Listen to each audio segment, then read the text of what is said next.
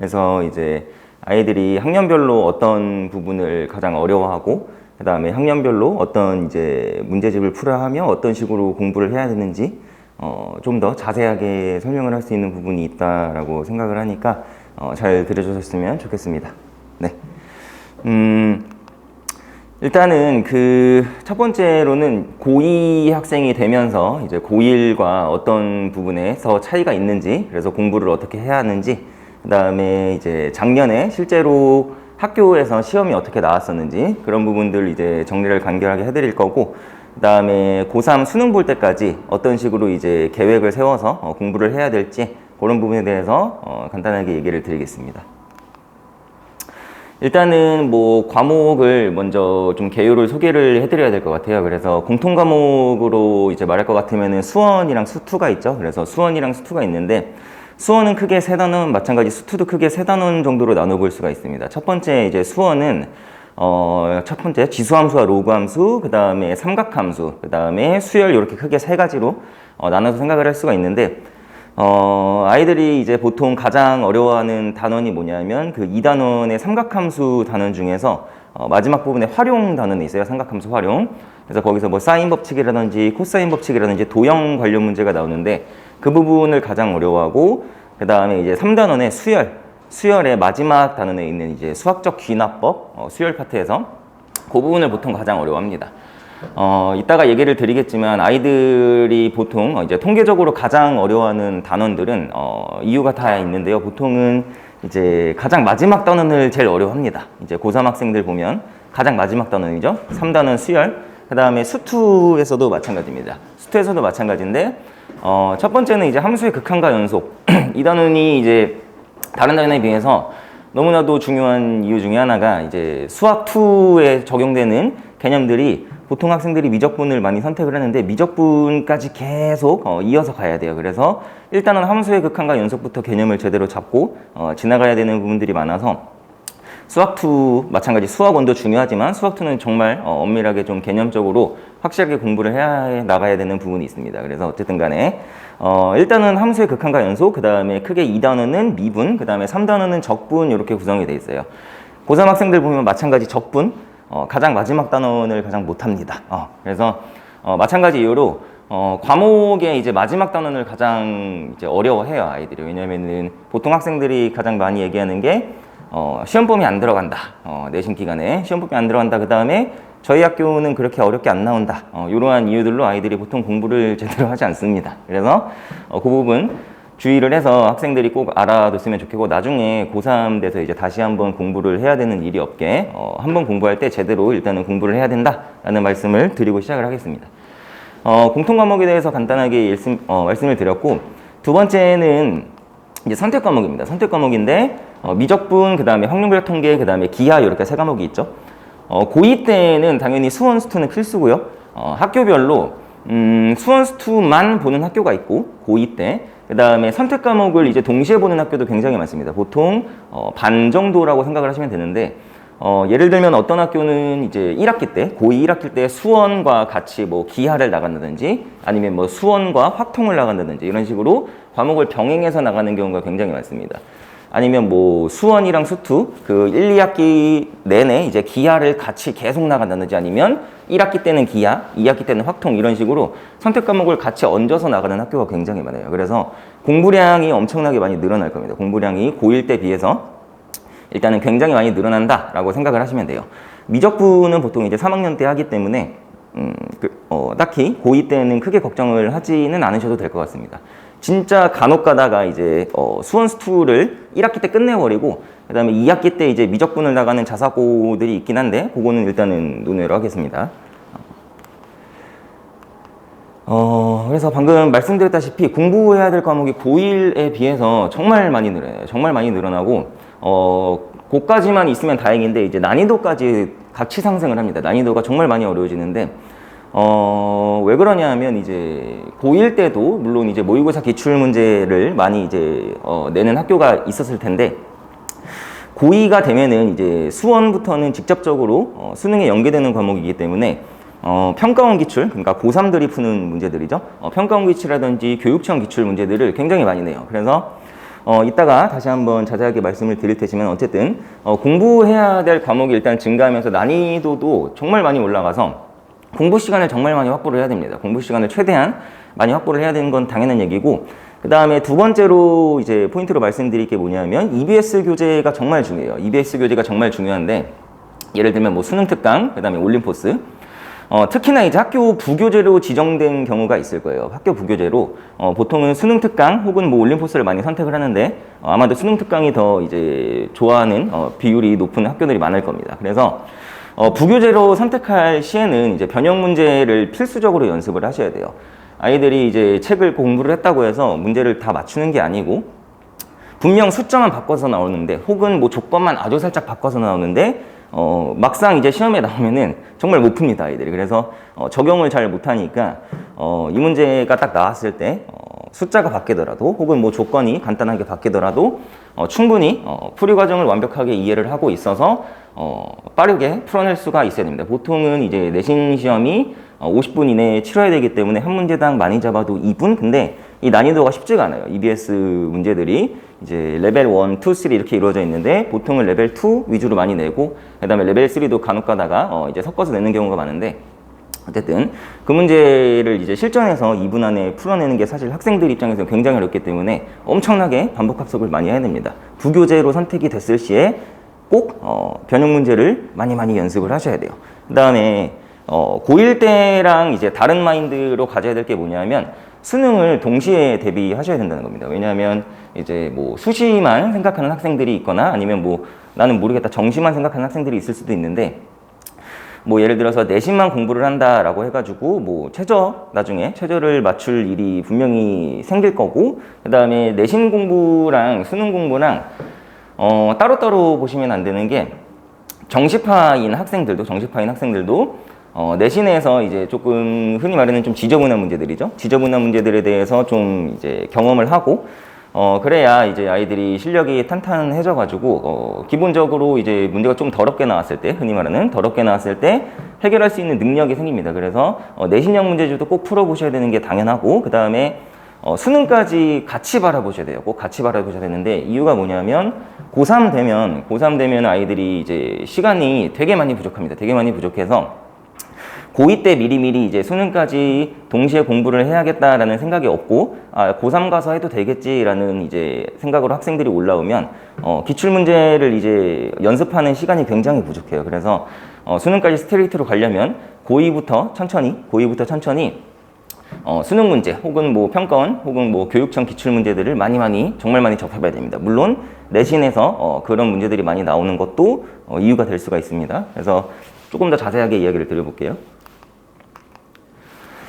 요 주변 학교 중에 대표적으로 한 3개 정도 학교만 이제 뽑아봤는데, 실제로 학교에서 이제 그 지정 부교재, EBS, 수능 특강이 선정이 됐을 때 어떤 식으로 나오는지 간략하게 보여드리겠습니다.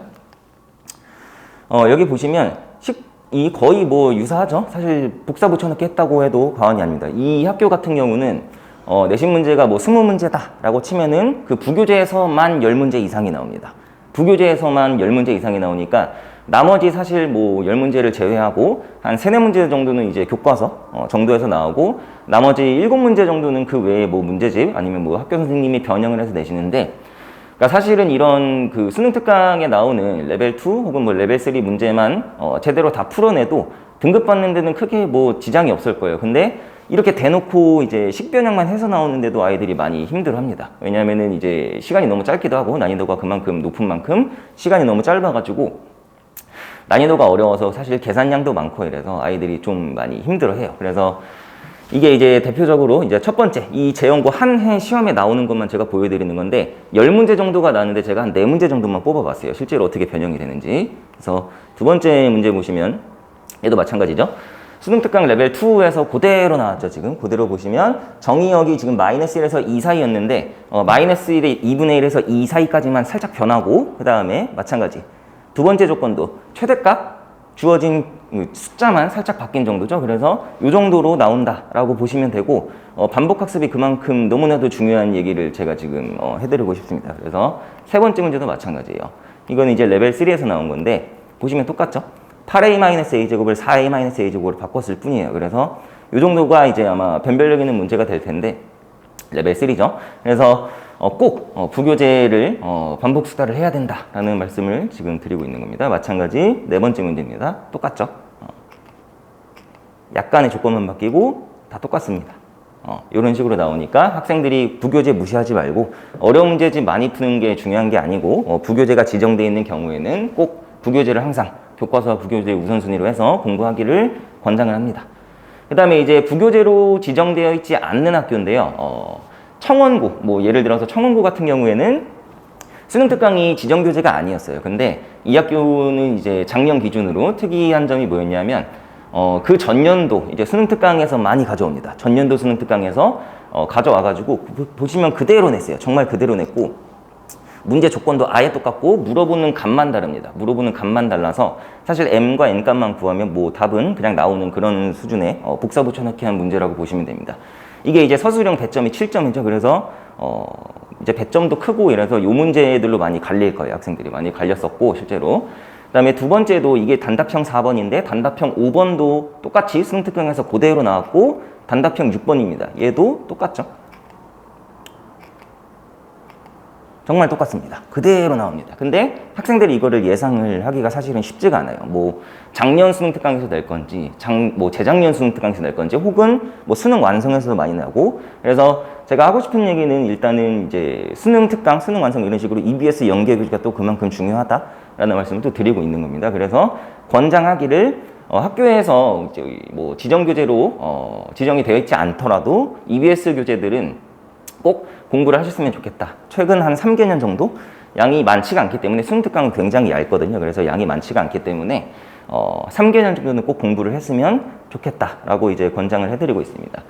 세 번째는 이제 직접적으로 얘도 마찬가지입니다. 그 부교재로 지정은 되어 있지 않는데 대진여고 어려운 학교죠. 이 주변에서 모의고사 기출 문제가 정말 그대로 나옵니다. 정말 그대로 나오는데 얘는 이제 문제가 뭐냐면 마찬가지 직변형만 살짝 해서 내는 수준입니다. 근데 보시면 작년 이제 내신 기출인데 2013년 10년 전 문제를 내고 있어요. 10년 전 문제를 내고 있다는 얘기는 아이들이 뭐 최근 5년, 최근 5개년 요 정도만 공부를 해서는 사실은 다 맞추는 게 현실적으로 이제 쉽지가 않습니다. 현실적으로 쉽지가 않고 이런 학교들은 사실은 이제 뭐 근본적인 수학 실력이 중요한 그런 내신 시험이 되는 것도 맞긴 한데 그래서 최대한 고2 학생들이 모의고사 기출, 수능 기출 이런 것들을 많이 풀어보시기를 꼭 권장을 합니다. 그래서 얘도 그렇고 제가 지금 두 문제만 뽑았는데 이 학교만 해도 모의고사 기출 문제가 보통은 한 변별력 있는 문제로 4문제 정도는 항상 나와요. 4문제 정도. 난이도 있는 학교들은 뭐 대진여고 아니면 뭐 대진고 이 주변의 학교. 난이도 있는 학교들은 항상 모의고사 기출 4점짜리 문제를 변별력 있는 문제로 내니까 모의고사 기출 문제를 꼭 풀어보셔야 된다. 다음도 보겠습니다. 그대로 나왔죠? 그림도 그대로 나오고 조건만 살짝 바꿨습니다. 정말 숫자만 바꿔서 그대로 나오는데 얘도 마찬가지 어떻죠? 10년 전 문제가 나왔어요. 10년 전 문제가 나왔으니까 사실은 이제 아이들이 자이스토리 혹은 뭐 마더텅 이런 이제 두꺼운 문제집을 방학 때 물론 다 풀면 좋은데 현실적으로는 그게 이제 쉽지가 않습니다. 너무 많아서 양이 수원 수투 하면은 너무 많기 때문에 수원만 해도 그래서 보통은 얇은 이제 기출 문제집이 있어요. 얇은 기출 문제집이 있어서 뭐 예를 들면 너 기출 아니면 센 기출 이런 기출 문제집 꼭 풀어봐야 되고요. 고득점을 위해서는. 그다음에 여유가 되는 학생들은 당연히 모두 다 풀어보는 것을 권장을 합니다. 이 4점짜리가 나오는 게 이게 보통 그냥 4점짜리가 아니고 어려운 학교들은 막 준킬러 혹은 막 킬러로 나왔던 문제들도 서슴없이 그냥 내버리거든요. 그래서 정말 많이 공부를 많이 해야 됩니다. 수학 공부를 너무 많이 해야 됩니다. 그래서 대비를 어떻게 하냐, 뭐 추천 문제집 제가 방금 전에 말씀을 드렸다시피 일단은 그 개념 공부를 할 때 보통 1월 달에 아이들이 이제 개념 공부를 다 하죠. 선행한 학생들도 많겠지만 어쨌든 선행을 하지 않고 이제 1월 달에 정석적으로 뭐 수원 공부를 한다라고 치면 개념 공부를 제대로 하고 그 다음에 유형서 2회독 정도는 꼭 하셔야 돼요. 꼭 뭐 예를 들면 센 아니면 뭐 RPM 이런 것들 있죠. 그런 거 최소 2회독은 해야 아이들이 이제 대략적으로 어떤 유형들이 나오고 이렇게 감이 잡히기 때문에 이 정도는 공부를 꼭 하셔야 되고 그 다음에 이제 제가 말씀드리고 싶은 건 또 2월달, 그 다음에 3월달, 그 다음에 5월달 있죠. 내신 대비 4월, 6월 내신 대비 기간을 제외하고는 아이들이 항상 수능형 공부를 해야 돼요. 수능형 공부라는 거는 좀 전에 말씀드렸던 모의고사 기출문제, 물론 뭐 심화 문제집, 뭐 일품, 뭐 이런 거, 불능 이런 것도 좋긴 한데 그것보다는 수능형 문제집을 많이 푸는 거를 꼭 말씀을 해드리고 싶습니다. 그래서 아이들이 많이 그 수능형 문제들에 노출이 되어야 고3 가서 고생을 하지가 않아요. 내신형이랑 수능형은 좀 차이가 있기 때문에 수투도 마찬가지입니다. 7월 달에 뭐 똑같이 수원처럼 개념 공부하고 유형서 이해독하고 그다음에 내신 대비 기간 요 2달을 제외하고는 나머지는 항상 다 수능형으로 공부를 하시는 게 맞아요. 그게 옳아서 꼭 아이들이 알고 있었으면 좋겠다. 그리고 학부모님도 꼭 아시고 계셨으면 좋겠습니다. 그래서 그래봤자 이제 고2 때 수능형 공부할 수 있는 기간이 뭐 수원이라고 해봤자 3개월밖에 안 되죠. 그 다음에 수투라고 해봤자 마찬가지 3개월밖에 안 돼요. 그래서 고3 가서 이제 수능 공부를 하려면 최소 이제 보통 선생님들이 기출 문제집들을 뭐 3회독 이상은 해라. 최소. 아니면 뭐 5회독을 권장한다.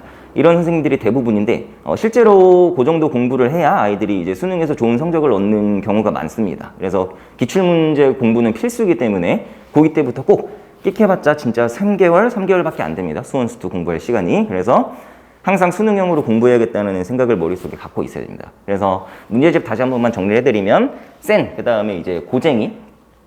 그 기출문제집이 모의고사 기출문제집이 너무 두꺼우면 센이랑 고쟁이 같은 경우에는 맨 뒤에 스텝 3라고 되어 있는 부분이 있어요. 가장 어려운 파트죠. 그쪽 보면은 문제 위에 뭐 평가원 기출이라든지 아니면은 모의고사 기출 이런 식으로 다 그 표시가 되어 있습니다. 그래서 뭐 센시를 예를 들면 센시 단계 중에서도 뭐 이것저것 문제를 뭐 다 푸는 것도 중요하지만 그 중에서도 좀 임팩트 있게 뭔가를 좀 빠르게 건지고 싶다. 그러면 그 기출이라고 표현되어 있는 표시되어 있는 문항들 있죠. 그거 위주로 공부하시는 것도 되게 많이 도움이 될 거예요. 그래서 실제로 저도 아이들 가르칠 때 아이들이 그냥 기출문제집을 냈다 이렇게 풀리게 하면 너무 어려워하고 힘들어하니까 그 센이랑 고쟁이에 있는 그 기출되어 있던 문제들 위주로 변형을 해서 아이들에게 훈련만 시켜도 충분히 내신에서 엄청 좋은 성적을 얻을 수가 있거든요. 실제로 학교에서도 무작정 막 이것저것 내는 게 아니고 모의고사 기출문제라고 해서 보통은 저런 문제집에 표시되어 있는 그 흔히 좋은 문제라고 이제 평가를 많이 받았던 그런 문제들을 학교에서 이제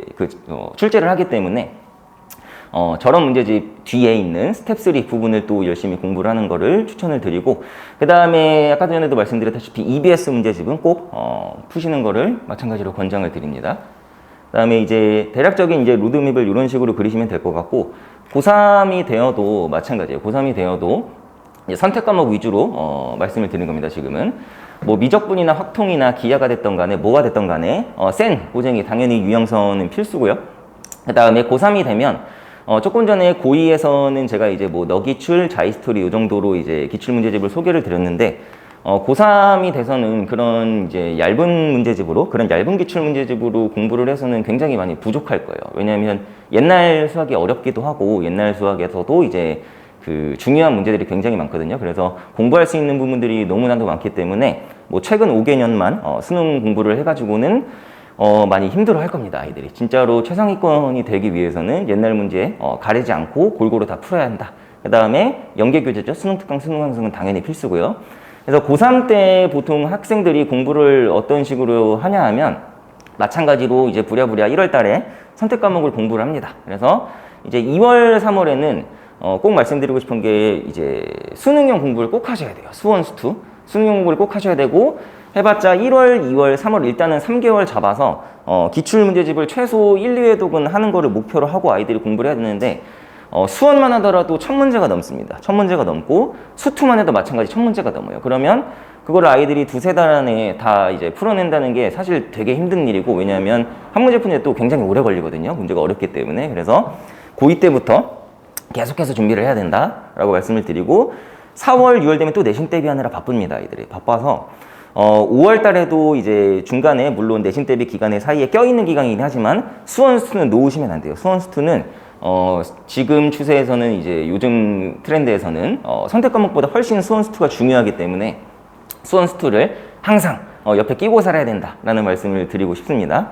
그 다음에 7월 마찬가지 8월, 9월 7, 8월에 여름방학 때도 마찬가지로 계속해서 모의고사 기출, 그 다음에 이때 보통 학생들이 엔제라는 문제를 많이 풀어요. 엔제 문제집을 많이 푸는데 제가 생각할 때 바람직한 거는 6월 달까지는 이제 기출 문제를 끝내는 게 좋습니다. 나름대로 공부를 끝내고, 그 다음에 7, 8월에 엔제 열심히 푸시고, 그 다음에 이제 9월, 10월에는 실전 모의고사 보면서 감각 유지하는 그런 이제 스텝으로 밟아나가는 게 가장 이상적이긴 한데, 이거는 선생님들 마음이고, 6월까지 보통 기출문제 공부를 못 끝내는 학생들이 태반이에요. 그래서 8월까지 이제 모의고사 기출 병행하면서 엔제 같이 이제 공부를 하는 것이 좋겠습니다. 그 다음에 9월, 10월에는 9월 때면 또 이제 원서 쓴다고 아이들이 너무 바빠서 또 공부할 시간이 없어요. 그래서 사실상 뭐 8월까지가 공부할 수 있는 기간이다라고 생각을 하시면 좋을 것 같습니다. 정말 몇 달 안 되죠. 아까 전에 고2 때 뭐 수원 수트 합쳐서 6개월, 3개월 해서 그 다음에 뭐 고3 올라와서 1, 2, 3월, 3개월, 그 다음에 5월, 4개월, 뭐 5, 6개월 하면은 정말 몇 개월 안 돼요. 그래서 수능 공부를 할 수 있는 시간이 얼마 남지 않았다고 아이들이 꼭 자각을 하고, 그 다음에 마지막 단원 소홀하게 하지 않고, 고3 돼서 어차피 또 공부를 해야 돼요. 또 공부해야 되니까 한번 공부할 때 제대로 공부를 해놓으면 금방 감각을 되찾아가지고 공부하는데 많이 수월할 겁니다. 그래서 이 정도까지만 일단은 말씀을 드리겠습니다. 간단하게 그냥 이제 뭐 제 수업에 대해서 말씀을 해드릴게요. 그래서 요거 하고 마무리를 할 건데, 일단은 아이들한테 저는 항상 수업 전에 설문을 보냅니다. 설문을 보내서 뭐 질문할 수 있는 거, 혹은 뭐 못 풀겠는 거, 이런 거 다 질문을 받아서 당일 이제 수업에 풀어주는 시스템으로 가고 있고요. 그 다음에 매번 이제 시험을 봅니다. 시험을 봐서 아까 전에 말씀드렸다시피 이제 뭐 센시 아니면 뭐 고쟁이 이런 데서 이제 모의고사 기출로 나왔던 문제들을 다 변형을 해서 아이들이 어떤 문제를 못했는지 약점을 체크를 한 다음에 항상 유사 문항을 제공을 하고 있습니다. 그래서 보시면 학교에서 내는 스타일처럼 시기나 혹은 조건만 살짝 바꿔서 이런 식으로 훈련을 시키고 있습니다. 그 다음에 당연스럽게도 항상 이제 복습 영상 링크를 전송을 하고 있고요. 유튜브로 아이들한테 항상 링크를 보내주고 있습니다. 그래서 아이들이 복습할 수 있게, 한 번만 수업 들어서는 잘 이해를 못하는 경우가 많아서 꼭 복습을 하기를 권장을 하고 있습니다.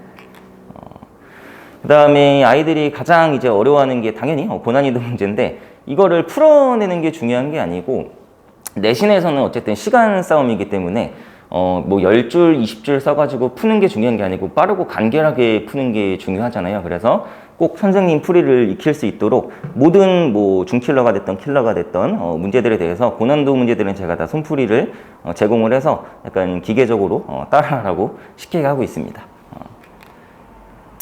뭐 간단하게 수업 시간표가 이렇게 나와 있는데요. 저는 지금 고1, 고2 다 담당하고 있고, 고3도 마찬가지고 수원 수투 미적분만 다 운영을 하고 있고요. 그 다음에 클리닉은 주말에 저렇게 시간이 구성이 되어 있습니다. 그래서 이 정도까지 하고 마치는 걸로 하겠습니다. 감사합니다.